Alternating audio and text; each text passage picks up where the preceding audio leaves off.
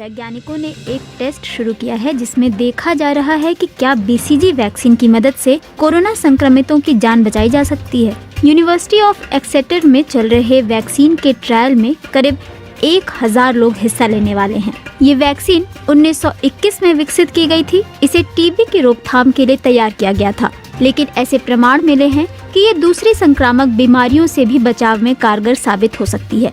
लाखों लोगों ने बचपन में भले ही ये टीका लिया हो, लेकिन फिर भी उन्हें इसे लेने की जरूरत पड़ेगी। इस वैक्सीन को इस तरह बनाया गया है कि ये शरीर के इम्यून सिस्टम को एक खास संक्रमण से बचाव के लिए तैयार करता है, लेकिन इसका इम्यून सिस्टम पर इतना व्यापक प्रभाव पड़ता है कि उसे देखकर लगता है कि ये दूसरी संक्रामक बीमारियों से भी हमारे शरीर को बचा सकता है। कोरोना वायरस के संक्रमण के मामले में भी ये प्रभावी साबित हो सकता है।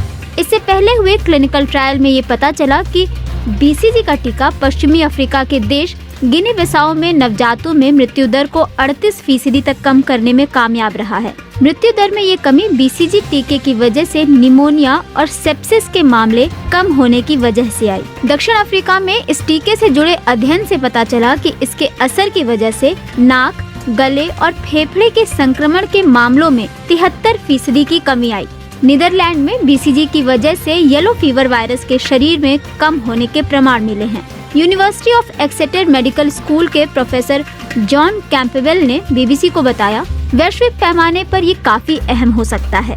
भले ही हम ये मान कर चलें कि ये कोविड के खिलाफ उस तरह से कारगर साबित नहीं होगा, लेकिन जब तक कोविड की वैक्सीन तैयार नहीं हो जाती या फिर उसका कोई इलाज नहीं खोज लिया जाता, तब तक के लिए ये राहत देने वाला साबित हो सकता है। बीसीजी को लेकर ब्रिटेन में चल रहा ट्रायल एक अंतर्राष्ट्रीय अध्ययन का हिस्सा है। ऑस्ट्रेलिया, नीदरलैंड, स्पेन और ब्राजील जैसे देशों में भी 10,000 लोगों पर ये ट्रायल चल रहा है। ट्रायल के दौरान स्वास्थ्य कर्मियों और देखभाल में लगे उन लोगों को विशेष तौर पर ध्यान में रखा गया है जिन्हें कोरोना वायरस संक्रमण होने की आशंका सबसे अधिक है। इसलिए अगर ये वैक्सीन प्रभावी होता है तो शोधकर्ताओं को इसके असर के बारे में फौरन पता चल जाएगा। एक्सेटर के डॉक्टर सैम हिल्टन ट्रायल में हिस्सा ले रहे हैं क्योंकि उन्हें कोरोना होने की आशंका किसी और की तुलना में अधिक है।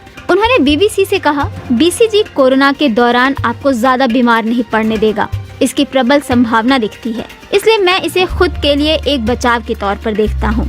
इस वजह से इस बात की संभावना बढ़ गई है कि मैं इस जाड़े में भी काम पर जा सकूंगा। विश्व स्वास्थ्य संगठन के प्रमुख डॉक्टर टेड्रोस ने लैंसेट में एक लेख लिखा है जिसमें उन्होंने लिखा है कि बीसीजी वैक्सीन में वो क्षमता है कि वो बीमारी की वैक्सीन नहीं खोजे जाने तक उसके असर को कम करने वाले उपाय के तौर पर भरपाई कर सके। कोविड-19 और भविष्य में आने वाली दूसरी महामारियों से मुकाबला करने को लेकर ये कारगर होगा। हालांकि बीसीजी लंबे वक्त के लिए कोई समाधान नहीं देती है। ब्रिटेन में साल 2005 के बाद से बीसीजी के टीके का प्रयोग नियमित तौर पर नहीं हुआ है। इसकी वजह ये है कि वहाँ टीबी के मामले बहुत कम हैं। इसके अलावा ये वैक्सीन इम्यून सिस्टम को एंटीबॉडी और श्वेत रक्त कोशिका विकसित करने के लिए भी तैयार नहीं करता है, जबकि ये दोनों ही कोरोना वायरस से मुकाबला करने में कारगर साबित होते हैं। लेकिन अभी भी मुख्य उद्देश्य विशेष तौर पर सिर्फ कोरोना से सीधे तौर पर निपटने वाली वैक्सीन की तलाश करना ही है।